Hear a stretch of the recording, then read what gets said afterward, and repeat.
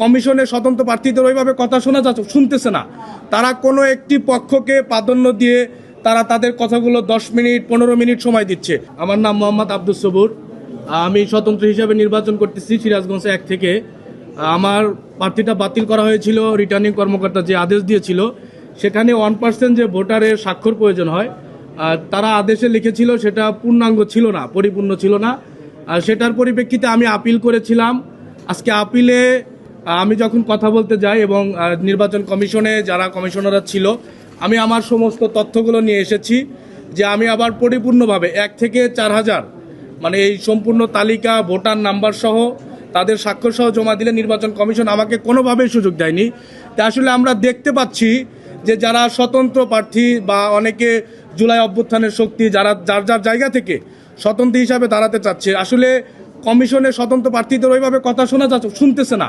তারা কোনো একটি পক্ষকে প্রাধান্য দিয়ে তারা তাদের কথাগুলো 10 মিনিট 15 মিনিট সময় দিচ্ছে। আমরা অভ্যুত্থানের শক্তি, জুলাই অভ্যুত্থানের প্রথম সারির স্টেক হোল্ডার ছিলাম। সেই জায়গা থেকে এখনও আমাদের ভাইদের রক্তের দাগ শুকায় নাই, যেখানে 1400-র উপরে শহীদ, 36,000-এর উপরে আহত।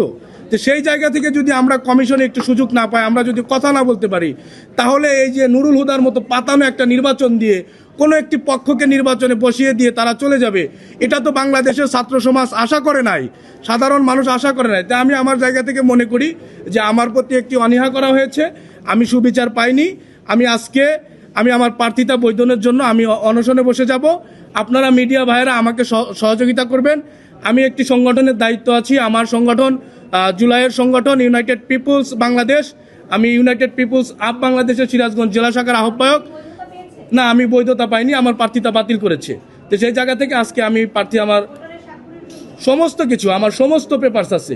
তো সেই জায়গা থেকে আমি একজন তরুণ, আমার কোনো হলফনামাতে কোনো ঝামেলা নাই, আমার আয় ব্যয়ে কোনো ঝামেলা নাই, আমি কোনো সরকারি কোনো কিছু ইয়েতে ঝামেলা নাই। তো সেই জায়গা থেকে যারা আমরা যোদ্ধা, আমরা যারা আন্দোলন করছি, আমরা যারা আন্দোলন নেতৃত্ব দিয়েছি, তাহলে আমাদের প্রতি যদি অবিচার করে, আজকে যদি হাদি ভাই বেঁচে থাকতো তাহলে আমার মনে হতো যে হাদি ভাইয়ের প্রার্থিতা তো দেওয়া হতো না।